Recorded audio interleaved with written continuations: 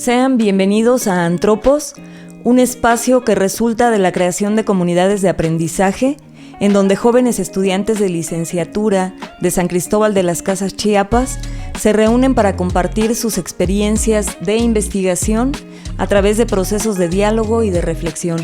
Sean bienvenidos. Soy María del Carmen Reyes Maza, doctora en antropología.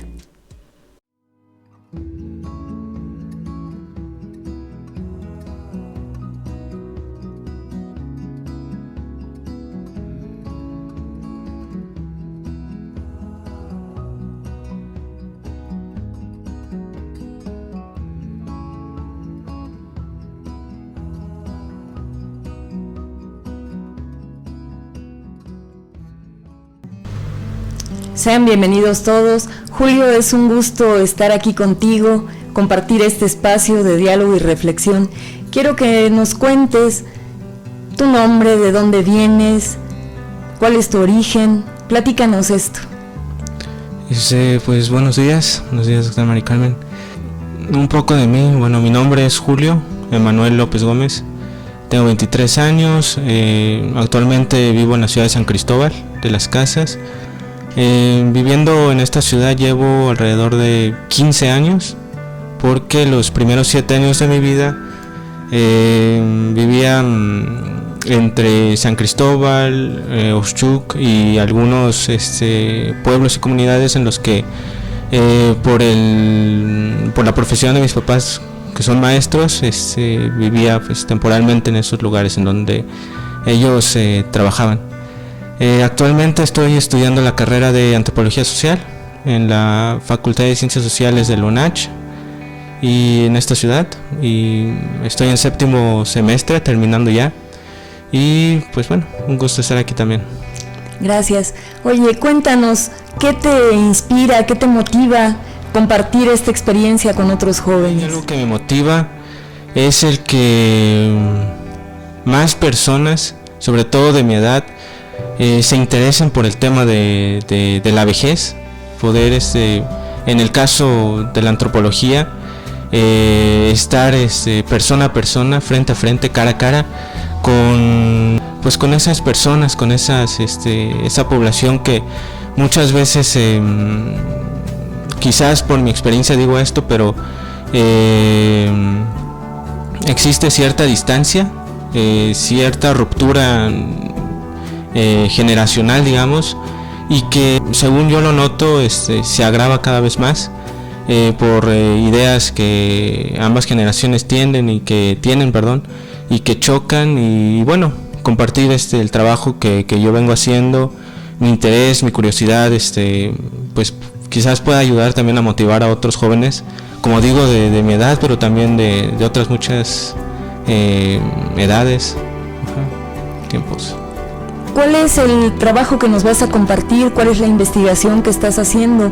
Platícanos. Puedes explayarte todo lo que tú quieras. Queremos conocer sobre tu tema. En principio, si puedo poner una fecha de inicio, quizás fue el semestre pasado de la licenciatura, en el que yo tenía que definir bien ya el problema de investigación. O plantearlo bien, población, conceptos, metodología, y en principio, como en un momento tuve la oportunidad de platicar con usted, eran con jóvenes estudiantes respecto a sus emociones, de cómo experimentaban ellos la carrera y la experiencia siendo estudiantes. Luego, a finales de noviembre vino un coloquio dentro de la facultad y para los alumnos de la carrera de antropología, y que tuve la oportunidad ahí de participar con el proyecto de estudiantes y emociones, y me di cuenta que si bien sí me interesaba, había muchas cosas que no eran mías, que yo no estaba poniendo o colocando o escribiendo, redactando, desde yo como persona, pero también como estudiante, y que habían sido muchas otras cosas que habían llegado a parar en ese proyecto.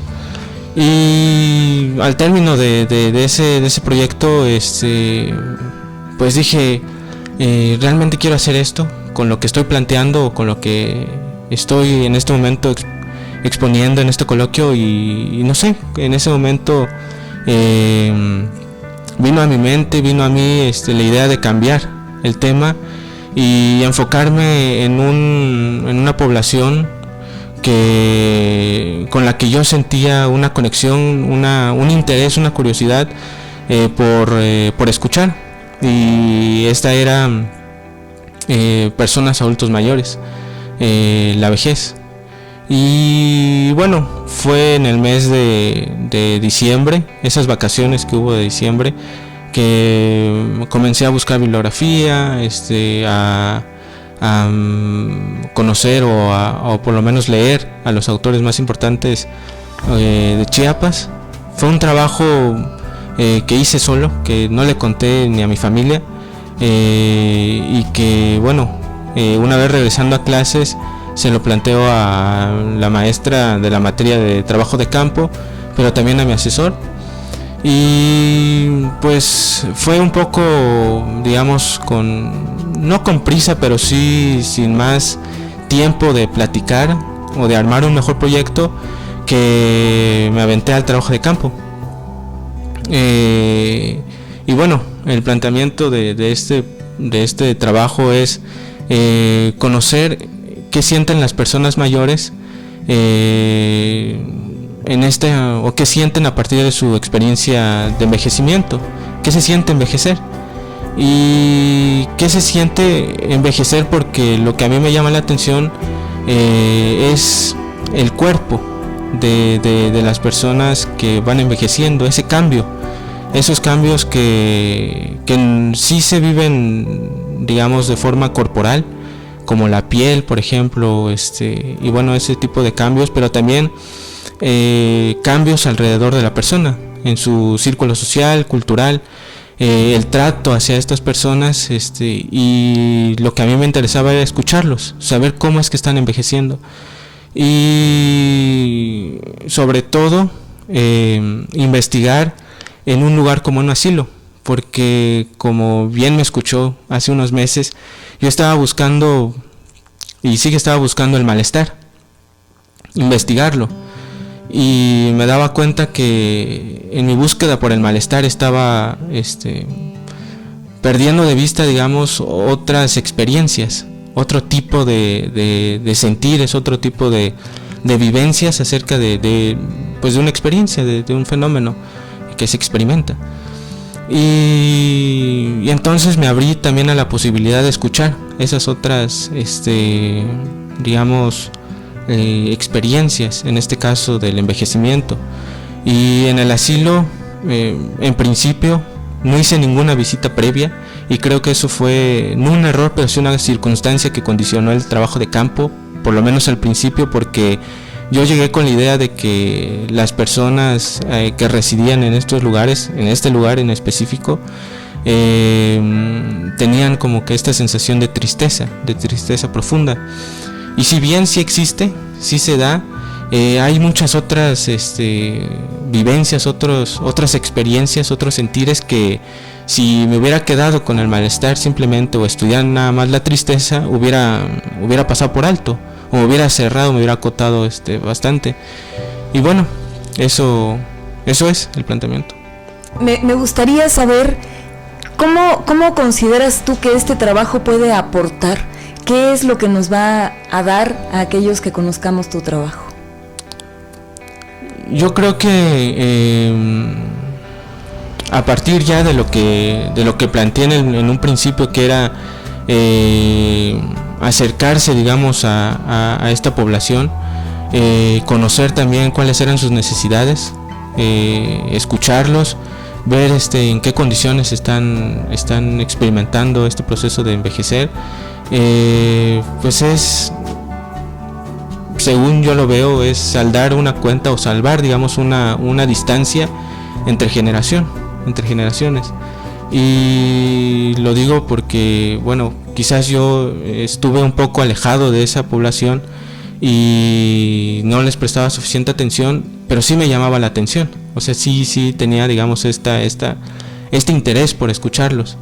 Y creo que el aporte que puede dar mi investigación es escuchar, es poder acercarnos a ver qué necesidades tienen estas personas y bueno, prestar oídos también como personas de mi edad, como vuelvo a decir, de mi generación, que digamos a veces noto esta velocidad, este ritmo tan rápido con el que corremos, con el que vamos por la vida, alcanzando éxitos, por decirlo de alguna forma, y no nos detenemos. Y esto era algo también que me llamaba mucho la atención, que llegada a esta edad, no digo que todos, pero sí hay personas de la tercera edad que llegan a detenerse y llegan a tener una vista hacia atrás, hacia su vida. Y ese detenerse, ese pensar en uno mismo, en la vida de uno mismo, no sé, pero me da la impresión de que muchas personas de mi generación no se detienen y continúan con ese ritmo tan rápido. Entonces, por ahí va, digamos, mi aporte. ¿A qué emociones te lleva, a qué sensaciones te lleva el contacto con estas personas? Partiendo de la idea de que tú nos estás diciendo que no tenías un contacto cercano con ellos. Pues me abre un mundo totalmente distinto. Eso fue algo muy interesante, porque si bien estuve investigando el sentir, las emociones, era muy difícil. Y es que yo llegué, digamos, con esta idea de que el antropólogo, en el trabajo de campo, debe mantenerse a raya, digamos, en un rincón y no involucrarse en el proceso de investigación.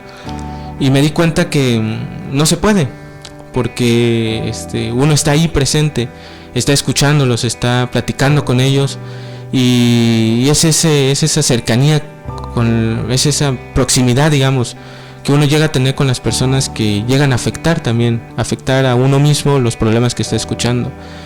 Y fue precisamente ese sentimiento de detenerme, sí, de escucharlos, pero también de escucharme a mí y de ver en qué momento de mi vida y qué condiciones está experimentando también en mi vida.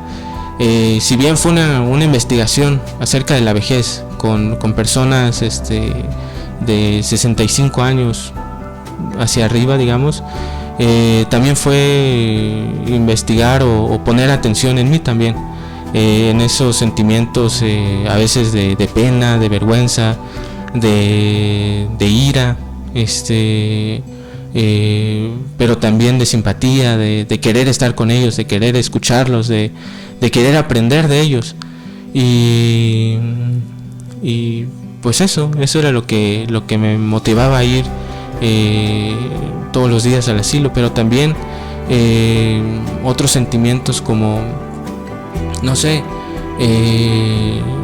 ver esa heterogeneidad, digamos, de las experiencias de envejecimiento y las condiciones en las que un grupo de personas están envejeciendo, pero hay otro tipo de personas que es muy diferente la forma en cómo están envejeciendo. Esa diferencia, digamos, pues sí provoca, digamos, no solo interés en investigar qué pasa con ellos, sino pues una cierta, no sé, curiosidad. Yo lo denomino como detenerme a prestar atención, y es eso, ¿no? Porque muchas veces nombrar una emoción, acotarla en una palabra, como algo que aprendí, es muy difícil, porque se quedan muchas cosas perdidas en otro lado. ¿Por qué en un asilo de ancianos? ¿Por qué en un asilo? Bueno, es para mí difícil responder a eso, porque tuve que hacer un examen de conciencia para poder describir o tener claramente la razón por la que yo estaba eligiendo un asilo, porque yo dije, bueno, quiero estudiar en un asilo, y ya, se acabó. No dije por qué o de dónde nace ese interés, pero pensando un poco fue esto que le platicaba, que yo llegué con esta idea de que en un asilo las personas la pasan mal. Y si bien es cierto, hay personas que sí la pasan mal, hay otras personas que no es que la pasen bien, pero se alejan, digamos, de esas otras experiencias de tristeza o de malestar.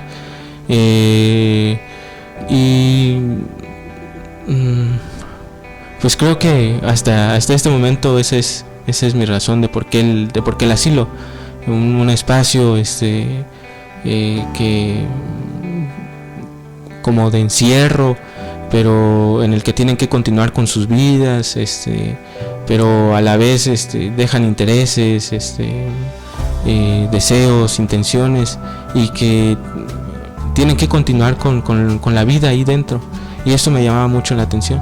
¿Consideras que sería diferente trabajar con las personas que no están en un asilo? Pues yo creo que sería como escuchar otras experiencias de envejecer, otras vidas que observar, de las cuales aprender, pero yo creo que sí sería un tanto diferente, porque hubo ocasiones, por ejemplo, en el trabajo de campo que me tocaba estar fuera del asilo y veía pasar a otras personas también de la tercera edad, y habían personas dentro del asilo que me platicaban, bueno, es que yo quiero ir al mercado, ¿no? y no puedo, ¿no? Y estas personas que yo miraba fuera del asilo, que no residían ahí, iban libremente, regresaban, también tienen vidas y también tienen que contar, pero creo que por ahí podría haber una diferencia, y bueno, la diferencia sí. ¿Has notado qué hace la diferencia? O sea, ¿por qué unas personas están más contentas que otras, o más complacidas con su vida, aunque estén en un asilo? O sea, ¿por qué unas personas sí están tristes, otras no? ¿Has identificado qué podría ser el factor diferencial? He notado, por ejemplo, que la huir de un lugar donde están pasando por condiciones de violencia, se sienten donde no se sienten cómodos, donde no se sienten felices, o donde no quieren vivir. El asilo llega a ser ese hogar, ese lugar de seguridad, en el que encuentran un espacio donde vivir, donde estar tranquilas. Pero también hay otras experiencias donde llegan a descansar de toda esa vida, de toda esa carga, digamos, que estaban experimentando antes de llegar al asilo. Y bueno, es eso. Cabe decir que luego uno se encuentra con comentarios de otros asilos donde no la pasaron tan bien. Son los mismos que llegan y me cuentan que en este asilo donde yo trabajé se sienten seguros, se sienten muy bien, ¿no? Entonces también influye mucho las condiciones que brinda el propio asilo y quienes en el asilo trabajan, colaboran, sí. En ese momento recuerdo a una persona que hasta el último día no quiso platicar conmigo. De hecho, no platicaba con nadie, y las pocas veces que logré dialogar con ella, me decía todo lo que había sufrido, ¿no? Que ya no tienen familia. Bueno, esta persona ya no tiene familia, no tiene nadie quien llegue a visitarla, no tiene más cosas que sean de su propiedad que algunas prendas de ropa, y ya, ¿no? Los padecimientos que también son propios de esta persona, y hasta ahí, ¿no? Esta soledad que por mucho que haya esta dinámica de tantas personas alrededor de esta persona que no quiso hablar conmigo y con nadie, por mucho que sean las personas, moviéndose alrededor, se siente sola. Y fue, creo que tiene que ver con ello un poco. Y bueno, esa es una anécdota que el día que llegué a despedirme del asilo fue quien de mí se despidió más afectuosamente. Quien no quiso, en todo el tiempo que estuve ahí, no quiso platicar, fue quien con más cariño se despidió de mí. Y creo que fue eso también, porque como platicaba de las emociones del antropólogo, las condiciones de persona que llega a investigar a campo, en mi caso un joven varón de 23 años, que llegara a escucharlos, pero escucharlos, no simplemente a preguntar cómo estás y que te dijera bien y luego te vas, sino sentarte, prestar oídos, prestar el tiempo.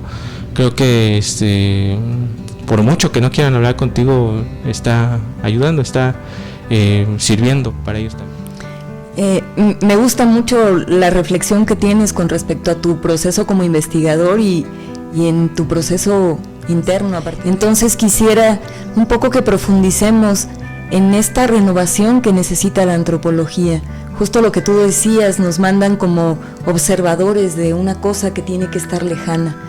En esto me gustaría que profundices un poco más a partir de tu experiencia, porque esto es el punto de partida para todos aquellos que hacemos y hacen antropología, de repensarla. Es verdad que no nos podemos mantener al margen. Sí, fue, yo creo que el momento clave de esta experiencia fue cuando me decidí a escribir el diario de campo. Y fue durante mi primer día, digamos, en ese lugar, que viví una experiencia fuerte. Quizás fue insignificante o sería insignificante para otra persona, pero para mí fue bastante fuerte. Y yo me acerqué a una persona residente del asilo, y ella me preguntaba, ¿quién eres? ¿No? Y yo le decía, bueno, soy Julio, soy estudiante de antropología. Y me volvió a preguntar, bueno, ¿quién eres? Y bueno, no me escuchaba, no lograba escucharme. Y llegó el punto en el que ella pues se desesperó y se fue. Y yo me quedé ahí insatisfecho, pero también impotente, sabiendo que no pude lograr mi objetivo de platicar con ella. Y eso pues de alguna forma me afectó, llegó a tocar, digamos, algunas fibras mías. Y en ese momento, bueno, más bien en otro momento, tal vez una hora después, fue en el querer hablar desahogar eso que yo sentía, desahogar con un maestro o con alguien de antropología que estuviera ahí, y no encontré a nadie. Y entonces me decidí a escribir el diario de campo, y ahí fue donde me di cuenta que o ahí, digamos, me cruzó la idea de que de esta objetividad, de que tal vez no debería estar contando lo que yo sentí, o de que tal vez eso no debería estar en el diario de campo. Y bueno, pasando los días me di cuenta que yo también sentía, ¿no? Que yo también sentía durante mi estancia o mis visitas en el asilo, y que no podía dejarlas al lado porque estaban afectando, estaban incidiendo en la relación que yo tenía con las personas con las que yo platicaba, a quienes yo escuchaba. Y fue detenerme y decir, bueno, o echo al lado todo lo que yo estoy sintiendo, o las reconozco, y en ese reconocer, bueno, veo cómo es que lo que estoy sintiendo tiene que ver con mi investigación también. Y fue a través de lecturas, de ver también cómo es que las emociones en el investigador, en el antropólogo que está con las personas, es que pues no las puedes dejar al lado, porque pues también soy persona, y es una persona platicando con otra persona. Entonces eso. Gracias, Julio. Pues me parece que tu intervención, que tu experiencia, que lo que nos has compartido es muy importante. Quisiera saber si tienes algo que decir a los jóvenes, hombres y mujeres que nos están escuchando a partir de tu propia experiencia como investigador. Que estudian antropología, porque es la antropología, según yo la veo y según apenas terminé el trabajo de campo y llegué a platicar con algunos maestros y me decían, bueno, es que en el trabajo de campo es donde un estudiante de antropología se forma como antropólogo en la relación con las personas y sí, ¿no? Es en ese no quedarse en el libro, sino también acercarse a las personas, y creo que la antropología da para pensar la vida misma de uno mismo y también de los demás, y en conjunto, digamos, poder pues saber qué es lo que está pasando alrededor de nosotros. Y eso, que estudian antropología, que es una carrera muy linda, que es muy importante, de verdad es importantísima, y que hay cosas que la escuela muchas veces no alcanza para dar respuestas, pero que uno, si uno tiene el interés de aprender, de conocer, de encontrar respuestas, digamos, pero no solo por encontrar respuestas, sino encontrar respuestas para tener algo claro, que la antropología lo tiene todo. Eso. ¿Algo que yo no te haya preguntado y que tú quieras compartir? No, creo que me siento bien. Pues entonces, muchas gracias, Julio. Muchas gracias a todos aquellos que nos escuchan. Gracias por hacer posible estos espacios y por permitir que las distancias cada vez sean menores. Gracias.